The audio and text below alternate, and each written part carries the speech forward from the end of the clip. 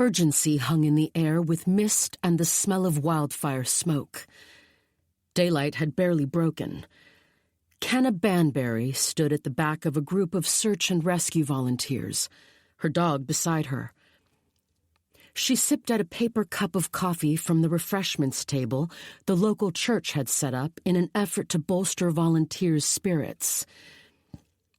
"Blue team takes the trail to the west." The search and rescue commander swept his arm to the right. He looked back at his clipboard and his mustache flexed. "That looks like all of you. Does everyone know what they're doing and which team they're with?" The group of volunteers murmured and broke off into groups. Trails stretched from this parking lot up into the mountains surrounding the tiny mountain town of Bishopsville in Northern California. The lot sat in a basin at the north edge of town, surrounded by a crowd of dark green pines on the mountainside.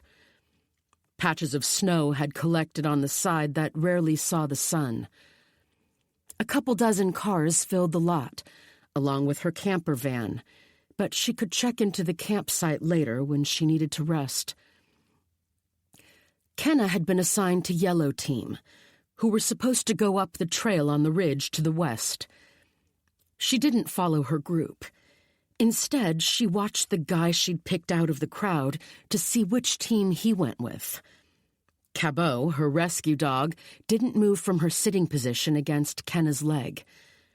Blue.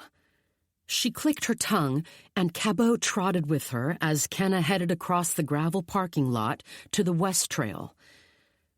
Trudy Morgan, 19 years old, an online college student who worked at the steakhouse in town, had been missing 8 days.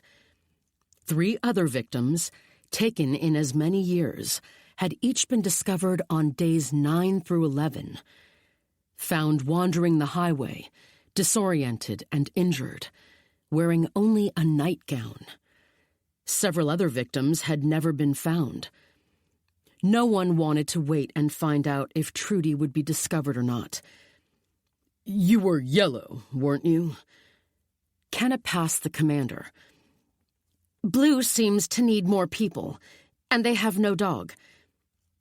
Cabot wasn't trained for search and rescue, and Kenna wasn't pretending she was. She just wanted to get going so she could find the missing young woman. Boots on gravel told her he jogged after her.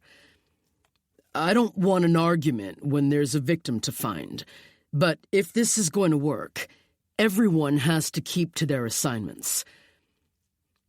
Kenna glanced over her shoulder at him, not slowing. The team had moved through the split gate to the trail already, and she needed to catch up. "Trust me, you want me on Blue Team." "Ma'am, gotta find that girl." She didn't give her name or turn back. Kenna picked up her stride to a jog. Her dog kept pace.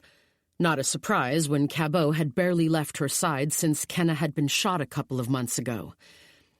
The day she got out of the hospital, the rescue animal had been in the car waiting. Neither had left the other's flank since. She reached out and ran her hand over the dog's back in a long stroke, feeling the familiar pull of her forearm where a scar bisected just below her elbow. Twin to the other arm. Shadows of a past she'd confronted recently, but which still seemed to hang in the corners of her life like specters she couldn't get rid of. But she would. She'd survived. Once she found this missing young woman, things would feel a little more right. The world would seem a little more the way it should be, rather than this dissonance she couldn't shake. But she had to. The past had no bearing where a young woman's life hung in the balance. New and improved Kenna, who'd faced her worst fears, couldn't let the shadows of all that was left color her thoughts and decisions. Not if she wanted a shot at finding Trudy.